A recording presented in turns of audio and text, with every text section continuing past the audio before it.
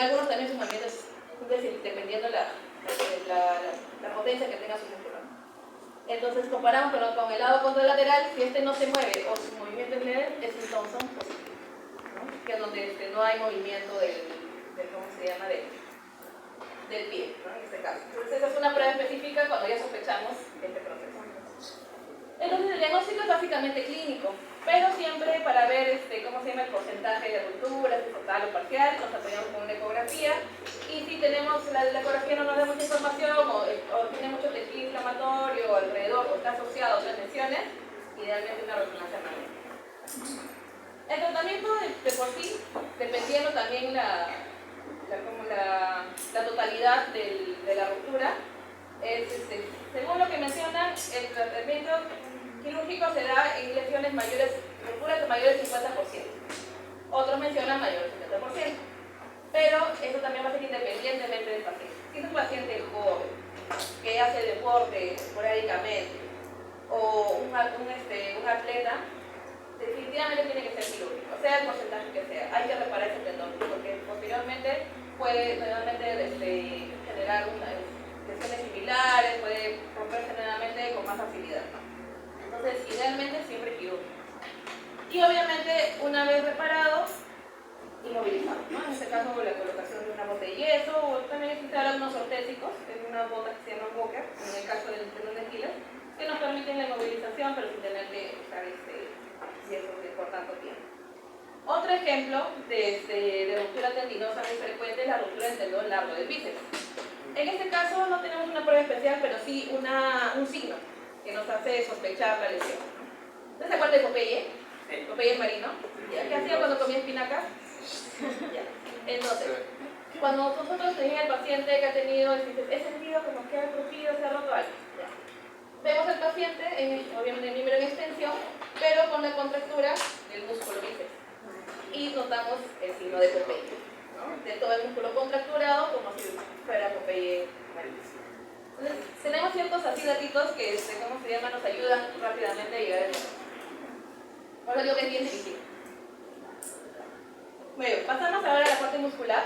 La lesión más frecuente que son los desgarros, que también estos pueden ser totales o parciales, con el músculo en contracción o el músculo también relajado, ¿no? Entonces, en realidad puede ser cualquier proceso de desgarro. También, bueno, la clínica en este caso es nuevamente dolor, aumento de volumen, la presencia de equimosis. Aquí sí es muy notoria e inmediata la afección de la equimosis. El signo del hachazo es cuando nosotros al examen físico, el lugar más frecuente de desgarros es a nivel del cuádriceps, ¿no? En vaso lateral. Entonces vemos a la evaluación del paciente la superficie y una caída. Y continuamos con la superficie. Eso se llama el signo del hachazo. Como si, imagínense una hacha en la madera, así. Al tangible se ve el desnivel, ¿no? Entonces, ese es uno de los signos también que nos ayudan a determinar. Y obviamente debilidad muscular, disfuncionalidad. El diagnóstico lo podemos sospechar clínicamente. Lamentablemente, como tenemos tantas estructuras musculares, en este caso el muslo, que es lo más frecuente, sí necesitamos una evaluación, una ecografía para determinar la estructura afectada, ya que eso también nos va a direccionar un poco en el tratamiento. Si solamente está afectado, en este caso, el vaso lateral del cuádriceps, el tratamiento va a ser ortopédico. Quiere decir solamente el reposo, unas 3-4 semanas, analgésicos y hielo, ¿no? Con elevación del miembro. Simplemente eso. Si esto es una ruptura completa del músculo en general, en este caso todo el cuádriceps está afectado, un paciente joven, igual nuevamente deportista, el tratamiento es netamente quirúrgico, hay que reparar, ¿no? Normalmente se realiza en sala de operaciones, pero son muy poco frecuentes en realidad las reparaciones musculares, ¿no? Normalmente son, en este caso del cuádriceps, siempre es el afectado solamente uno de los 4 componentes que tiene. Bueno, se usa una sutura quirúrgica e inmovilización posteriormente, ¿no? Y como prevención, siempre la recomendación que hagan un adecuado calentamiento, sobre todo en los futbolistas de fin de semana, así que cuidado. Evitemos estos desgarritos. Bueno, terminamos lo que son partes blandas. ¿Alguna duda, pregunta, comentario? consulta? Jugador. Puede seguir. Vamos a pasarle con las que son las partes duras. En este caso, es lo que es hueso, articulaciones, cápsula articular básicamente. Entonces, la luxación es la pérdida de contacto normal que tiene una superficie articular, ¿no?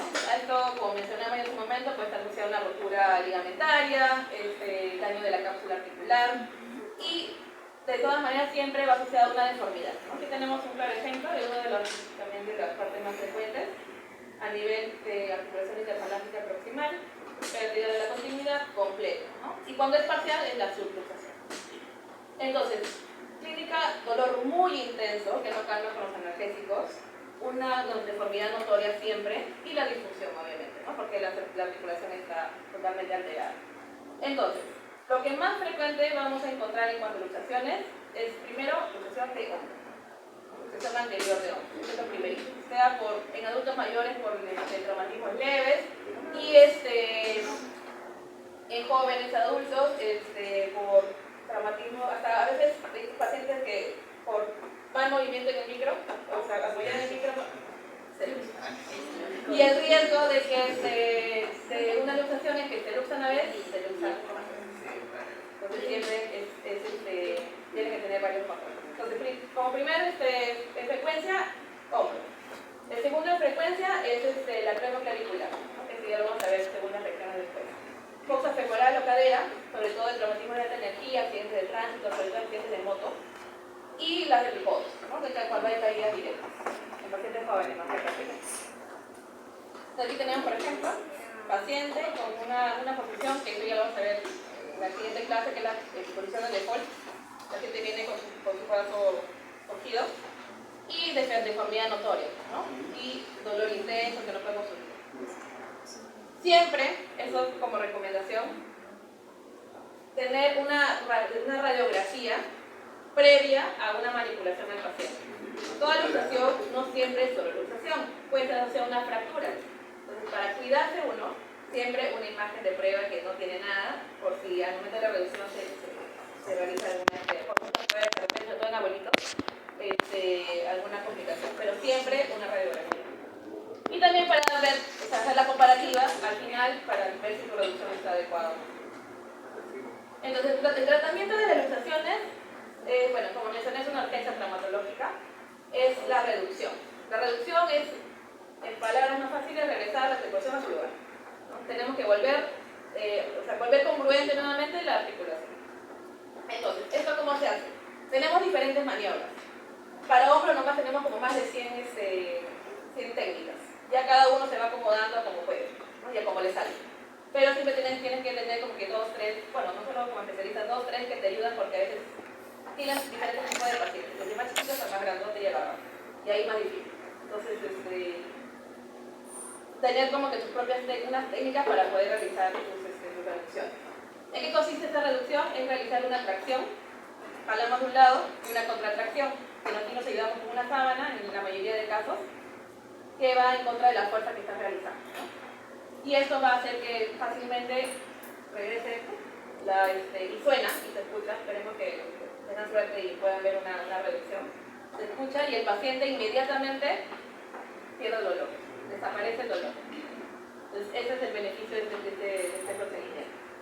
En algunos casos, cuando por ejemplo el paciente viene después de un día o muchas horas pasada la lesión, pacientes que vienen con 3, 4 días de luxación, hay que ya usar analgésicos, repetidas musculares, endovenosos y anestésicos, ¿no? Colocar lidocaína, o en algunas veces se tiene que colocar vías de PAN a los pacientes para poder realizar la reducción. Y una vez realizada la reducción, colocamos en posición neutra. Cada articulación tiene su posición neutra, también eso es algo de mi especialidad, pero sí hay algunas que pueden llevarse a esta casa conforme vamos viendo en el transcurso de la región. Y posterior inmovilización, ya sea con vendaje, con yesos, con férulas, de acuerdo a la zona afectada. En este caso también usamos ortopédicos, ¿no? Ortésicos, perdón. Para hombros siempre cabestrillo, inmovilizador, y tiene esta corriente que se llama inmovilizador de hombro. 3 semanas, posterior control y terapia física. Tenemos que fortalecer toda esa parte ligamentaria que se ha afectado, ¿no? Y si de repente persiste la luxación, persiste la inestabilidad, resonancia y descartar que no haya una lesión ligamentaria. Les mencionaba que es importante tener una radiografía y ver primero si es que no hay una fractura asociada o una lesión asociada. ¿Por qué? Porque obviamente la zona articular no solamente tiene hueso y cartílago, tenemos vasos, tenemos nervios, tenemos ¿cómo se llama? El sistema linfático. Entonces, una mala reducción o una reducción asociada a una fractura puede pinzar esas estructuras, ¿no? Y puede generar cianosis, puede generar neuropraxia, o sea, daño a nivel nervioso, que se va a determinar como adormecimiento, o sea, ciertas complicaciones que se pueden presentar, que son signos de compresión, para obviamente van a generar mayor problema al paciente, ¿no? Y también a uno, porque no hizo las peticiones del caso. Pero siempre explicarle al paciente que puede presentar este tipo de complicaciones y que apenas sienta la mínima molestia, regrese a la emergencia. Porque en teoría, una reducción, como mencioné, quita el dolor instantáneamente y puede inmovilizar. Entonces, una alteración de su movilidad normal ya sería una reevaluación. Entonces, aquí nuevamente tenemos la deformidad del codo posterolateral. Realizada una reducción, el paciente recobra su anatomía normal. Como mencioné, algunos van muy tardíamente y necesitamos el apoyo ya de sedación o de anestésicos para poder realizar el procedimiento. Que lo realizamos en sala de operaciones, ya sea de forma cerrada, que el paciente ya está más relajado, que los medicamentos ya meten al paciente totalmente dopado y los músculos se descontracturan. Entonces ahí nos ayuda mucho más. Y si no, podemos abrir la articulación, abrir cápsula articular y regresar a su lugar. Eso dependiendo, como les digo, el tiempo, la demora, el tipo de contractura que tiene el paciente. Muchas veces pacientes muy atléticos, muy musculosos, es más complicado hacer la reducción, ¿no? Porque tienen todas las fibras bien intensas, entonces es más difícil. Entonces los pacientes tenemos que meterlos en sala. Y bueno, como mencionaba, una radiografía previa, para cuidarnos siempre, y para corroborar tu reducción. Y la idea es que rápidamente recobre el paciente la movilidad. Como mencioné, tenemos complicaciones, principalmente que es muy tardía la reducción. Tenemos el riesgo de condicionar estos pinzamientos también, que la manera sea incorrecta y nosotros provocar una fractura, ¿no? Sobre todo, como le digo, en abuelitas, que tienen osteoporosis y tienen más riesgo de poder generar una fractura asociada a la luxación o en otra área que también manipulemos. Si hay, bueno, puede generar rigidez articular, si es que de repente inmovilizamos por mucho tiempo, produce calcificaciones como respuesta de la inflamación, parálisis o neuropraxias, que son ya por daño nervioso, por daño de alguna raíz nerviosa, y síndrome de Bowman, que es una complicación vascular, que es como una complicación en realidad crónica, que por daño vascular, por compresión, va a generar isquemia distal. Y va a hacer que se produzca una contractura y generar una contractura completa desde el antebrazo hasta la mano. Obviamente generando gangrena, necrosis y disfuncionalidad a la larga. Es raro, pero siempre hay que tenerlo en cuenta. Lo siguiente que tenemos como complicación son las luxofracturas, ¿no? Como ya vimos en las imágenes, asociadas a roturas ligamentarias, inestabilidad articular. Entonces tenemos que idealmente tratar de reducir este tipo de fracturas. Esto sí lo tenemos que hacer bajo anestesia local, ¿no? Si son aguditos. En la emergencia, anestésicos, que ya, bueno, hay formas de bloquear una articulación, eso ya depende del cual lo podamos ver, e inmovilizar, ¿no? Aquí, por ejemplo, ya toda la deformidad se realizó la reducción y aquí tenemos que inmovilizar y colocar una ferulita para no perder esa reducción. Sobre todo nos va a ayudar para que posteriormente, cuando hagamos la planificación y quirúrgica y el tratamiento, ya tengamos mayor congruencia, ¿no? Y no tengamos riesgo de compresión de alguna estructura, ¿no? Como digo, vasos, nervios. Y también otra de nuestras emergencias traumatológicas son las fracturas expuestas, ¿no? Que es la pérdida, obviamente, de la continuidad ósea de la fractura con destrucción de la piel, músculos, tendones, ligamentos, vasos y nervios. Tenemos diferentes grados que ahora lo vamos a ver, y generalmente está asociada a contaminación de esta área expuesta, ¿no? Siempre hay riesgo de infectar partes blandas y de infección de hueso, que eso es lo más, la complicación más grave en este caso. y está asociado a mecanismos de muy alta energía, accidentes de tránsito, caídas de altura, accidentes de caballo, o sea, lesiones de velocidad y muy alta energía. Entonces, este cuadrito lo van a ver toda la vida hasta que crecen a la presidencia. ¿Por qué? Porque este cuadrito es una de las preguntas más frecuentes de todos los exámenes que vayan a dar, para el internado, para el CEDUM, para la especialidad. Esta clasificación de tu estilo la van a ver así no quieran ser traumatólogos. Entonces, tenemos 3 grados. El tercer grado se divide igual en 3 subtipos. El grado 1 es una fractura expuesta. Es una fractura expuesta asociada a una herida menor de 1 centímetro. ¿Ya? Hay una mínima contaminación, mínimo contacto del hueso con el medio ambiente. Es una fractura normalmente de trazo simple, donde hay una poca afectación de partes blandas, ¿no? Es necesario igual un manejo adecuado para evitar una complicación. El grado 2 ya es una herida un poquitito más grande, mayor de 1 centímetro, donde ya hay un poquito más de daño de partes blandas, y hay mayor contacto del hueso con el medio ambiente, hay mayor daño de partes blandas, muscular, tendinosa, dependiendo del área afectada.